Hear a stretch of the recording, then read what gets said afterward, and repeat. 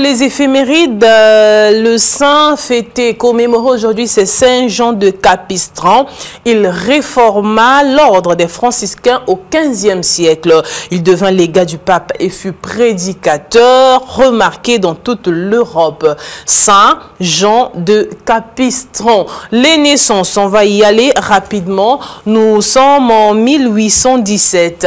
Au début du 19e siècle, qu'est-ce qui s'est passé, cher ami? Eh bien, c'est le jour de naissance de Pierre Larousse. Ça vous dit quelque chose, ce nom, j'espère. Voilà, pour les lecteurs, ceux qui aiment bien lire le dictionnaire Larousse, évidemment. Donc, 1817, naissance de Pierre Larousse à Toussy, éditeur du dictionnaire Larousse. Il est mort le 3 janvier 1875. Vérifiez si chez vous, vous avez un dictionnaire, parce que c'est important dans une maison d'avoir un dictionnaire quand même, si vous voulez bien vous exprimer en français, la langue de Molière. Alors, les décès. Nous, 1950, c'est le jour de décès de Al Jolson, acteur-chanteur américain, vedette du premier film parlant, le chanteur de jazz. Donc, la vedette du premier film parlant, parce que au début du XXe siècle ou à la fin du XIXe siècle, le cinéma était plutôt muet. C'est ce qu'on remarque aujourd'hui avec les comédies, les séries de Charlie Chaplin, voilà. Donc, le britannique, c'était beaucoup plus le cinéma muet. Et lui, c'est la vedette du premier film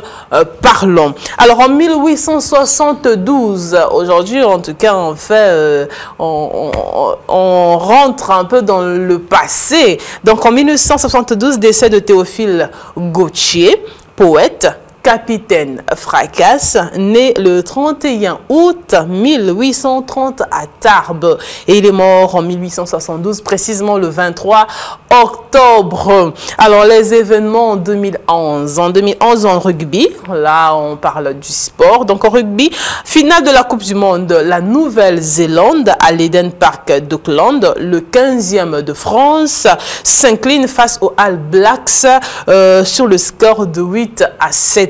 Alors, en 2011, la même année, en Turquie, un séisme, catastrophe naturelle. D'ailleurs, actuellement, en Australie, des grands incendies sont déclenchés.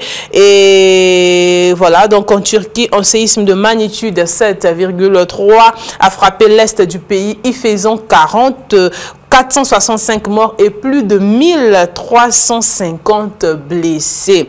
En 2007, le sud de la Californie, on se rend aux USA. Voilà, donc le sud de la Californie est ravagé par les flammes, plus de 1000 mètres cubes provoquant l'évacuation de 500 000 personnes. Dans tous les pays, il y a des problèmes.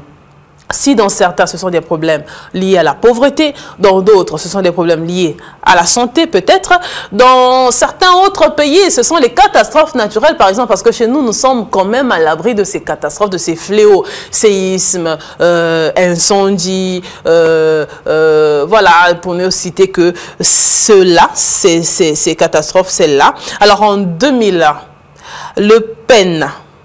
Marie Le Pen, voilà le père de Marine Le Pen. Le Pen perd son mandat de député européen. En 1991, signature à Paris d'un accord de paix sur le Cambodge. En 1986, l'ex-empereur de Centrafrique, Jean Bédel Bokassa, regagne clandestinement Bangui, sa capitale, où il est arrêté. Ça se passe en 1986.